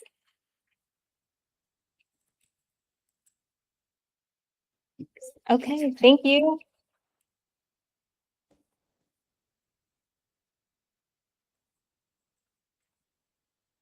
No instructional report and no business services and labor relations report. And we're up to our board business segment of the meeting, and we have a couple of three policies to review. These are all second readings, so we've seen them all before. And so we will be asked to vote on these three policies. So Superintendent Down is going to introduce that. Madam Chair, and I know that new board members, feel free to pass on the vote if you know this is new information that you haven't had a chance to look at, so I just that. All right, for the policy review, this is the second reading of policy 721, uniform grant policy. There were no changes from the first reading, so I'm recommending approval. That's on 21 uniform grant policy. Okay, seeing none, is there a motion to approve policy 721? So moved. By Shannon, is there a second? Second by Kim. Any further discussion? All in favor, please say aye. Aye. Any opposed? Any abstentions? Okay. The chair votes aye and the policy is approved. You. The second one is policy 512, school-sponsored publications and activities policies. Again, there were no changes after the first reading. And so I would recommend that we move forward for approval. Okay, any questions or comments on 512? And take a motion to approve 512 as presented. Moved by Michael, is there a second? Second by Dan. Any further discussion? All in favor, please say aye. Aye. Any opposed? Any abstentions? The chair votes aye and the policy is approved. The last policy is policy 606.5, library materials. After the first reading, the board talked about, it was under section 4, responsibility for selection of library materials. It was talking about the board approving, and there was discussion about a committee. I did include myself to be part of that committee. And that the committee would recommend it to the board and the board would have final approval. Super. Thank you for incorporating that feedback. Yeah, Caroline. I just have one question about, so it's 4D after 3. Should that be a number 4? Or should that just be standing out like that? So what, Oh, right here. this should be a number 4. So with that correction.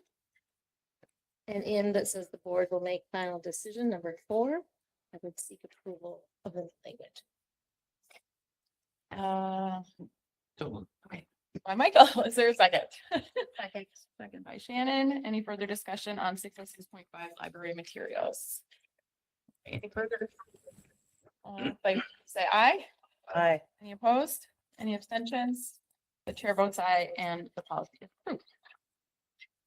Okay, under board reports, the AMSD report, the connections is connected to the agenda, so you can look at that. The next meeting is February 6th. What's the date? It's the first Friday in February. I think it's the 6th. Well, The 12th? No, for AMSD. Oh. Friday, I think it's the 6th. And that is the annual legislative preview, so always one that is good to watch online or attend. And AMSD, as well as a number of other of the professional organizations, did send a letter, a joint letter to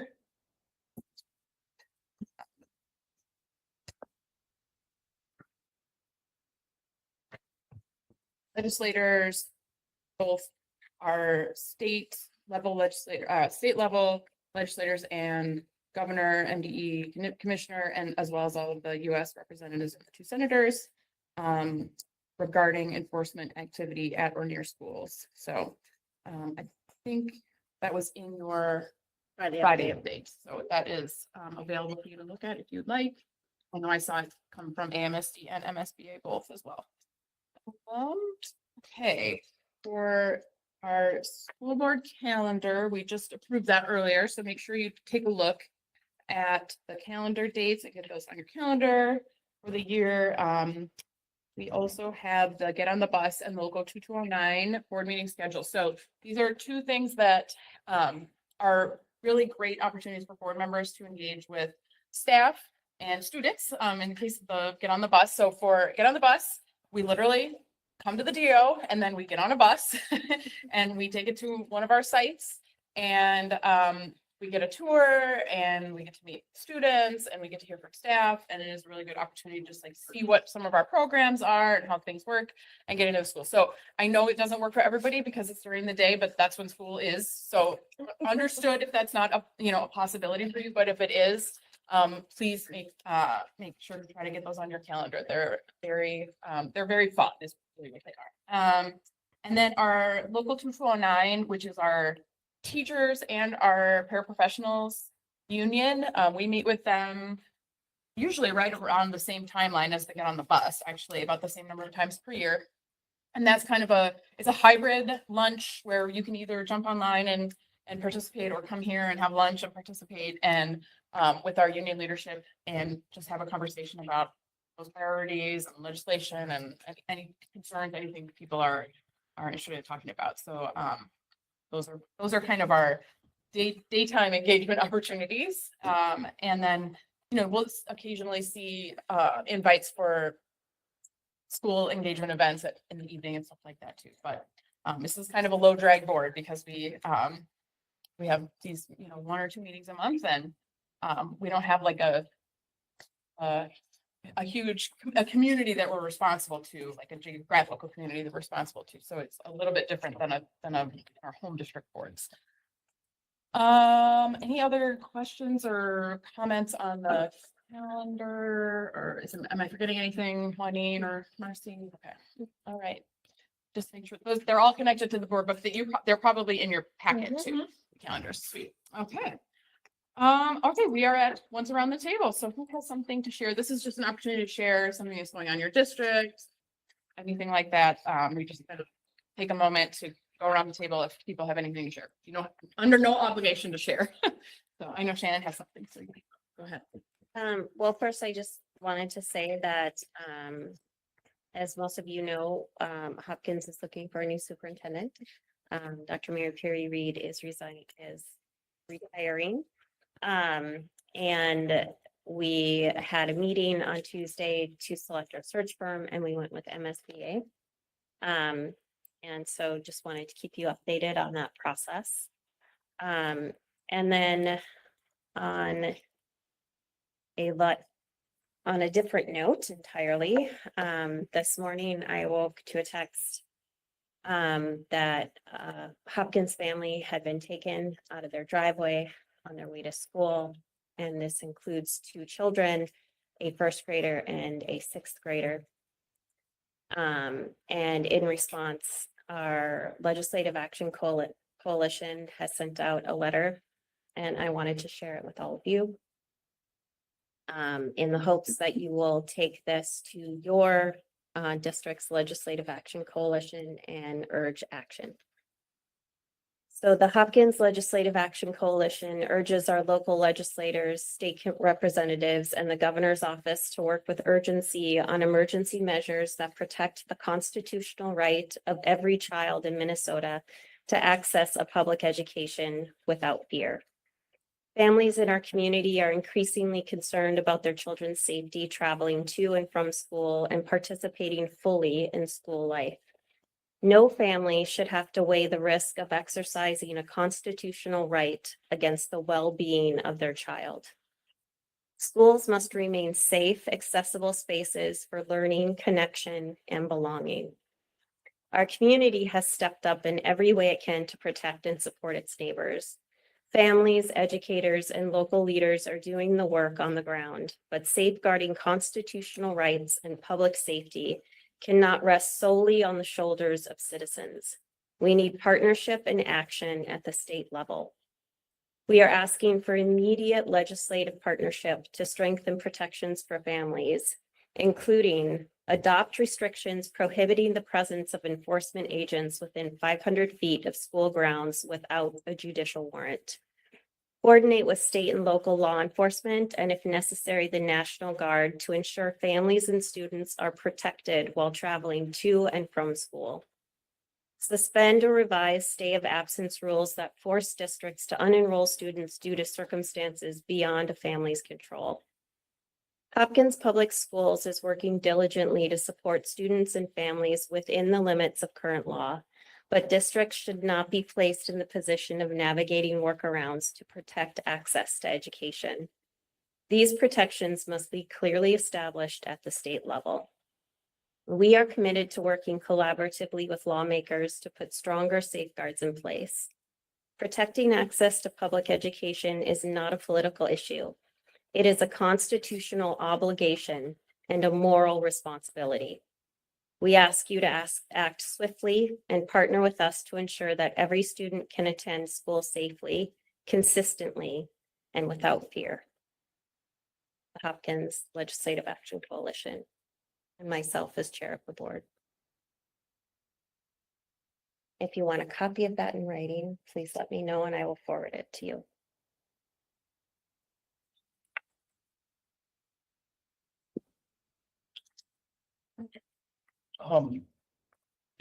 Y'all know you can see it on all your faces, right? This is a room hurting people.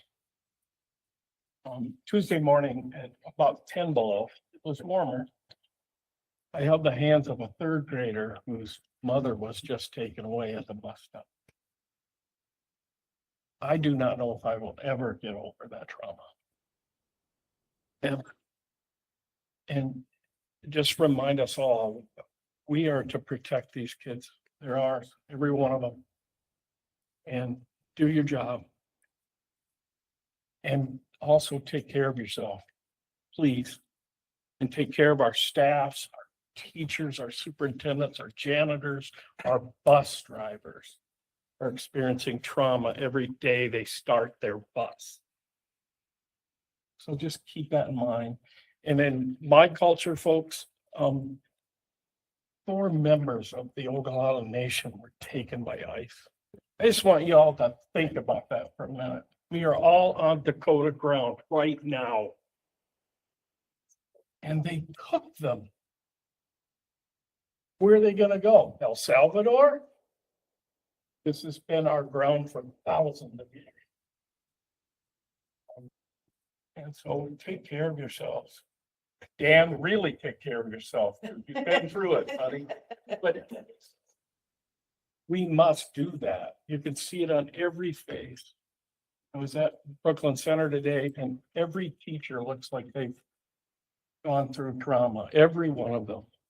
And at the same time, you can't deal with it all the time. Our job is to teach these kids and to love them and make them safe. So, find the courage to keep doing what you're doing. Take care of yourself because they're going to be here a while. And don't be afraid to let a teacher or a staff member or a superintendent know you got their backs. And go to a bus stop with your whistle if you would.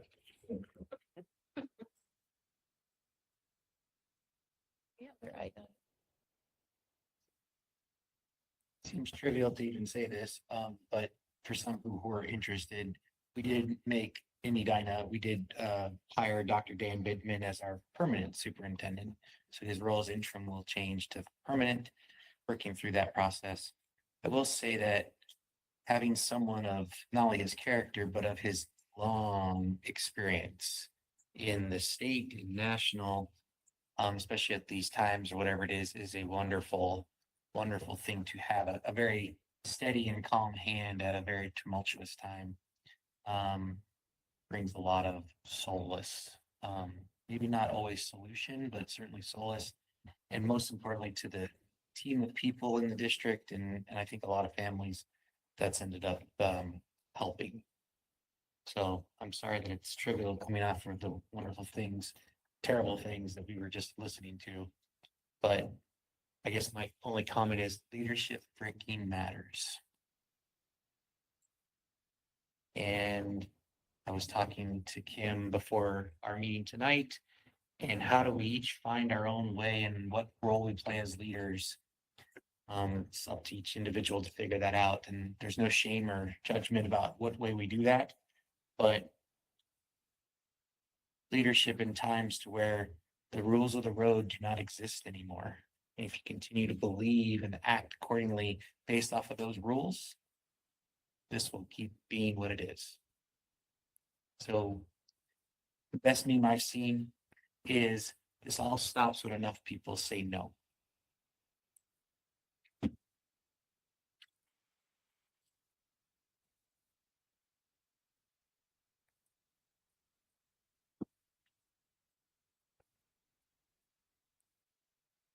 It's -15.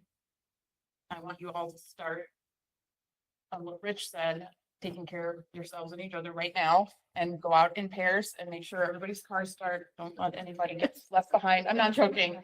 And a couple of us can stay until everybody's gone, just to make sure that if you need to get back in the building or whatever, you can. So take care of yourselves, take care of each other, take care of your people.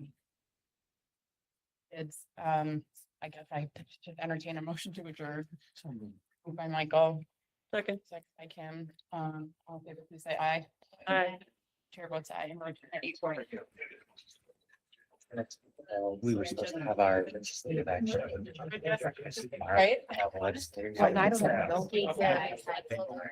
And we're trying to figure out, can we schedule it, but with the timing short and availability, on the committee and whatnot.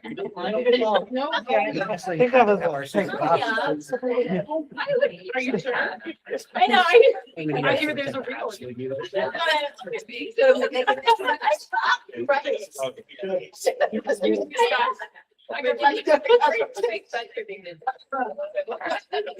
Started drawing. You're like, I get to board. I just, is there a way, For a week. a way where we can? Welcome to the board.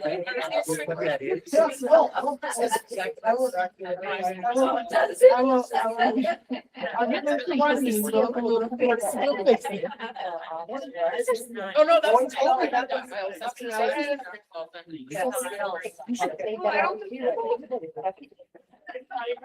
She said, yeah, well, here, you guys. Oh, no, that's going to be with different people and I didn't say, oh, I actually got the kids. So I just see it. Yeah. I'm one of the two. Yeah. But it would be. Yeah, that's why I'm so sorry. I should have talked to you like, I don't speak. Yeah, we do that too. Yeah. Yep. Hey, I just thought I should just need to do it on it. Because we don't have any answers at this moment as far as. Actually. It is. I can- Happy another year. Right there. Yeah. Anyhow, Yeah. but I will say, Yeah. our discussion. Like, I don't want to like. I would very, very often just.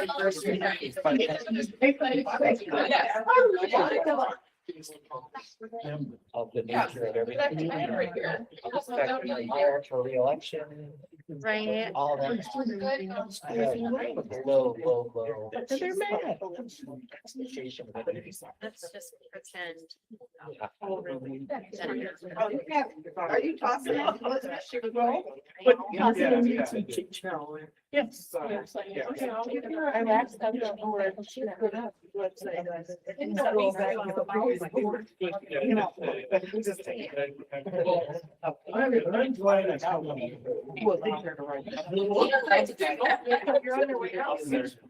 No, but I'm I don't wanna go outside.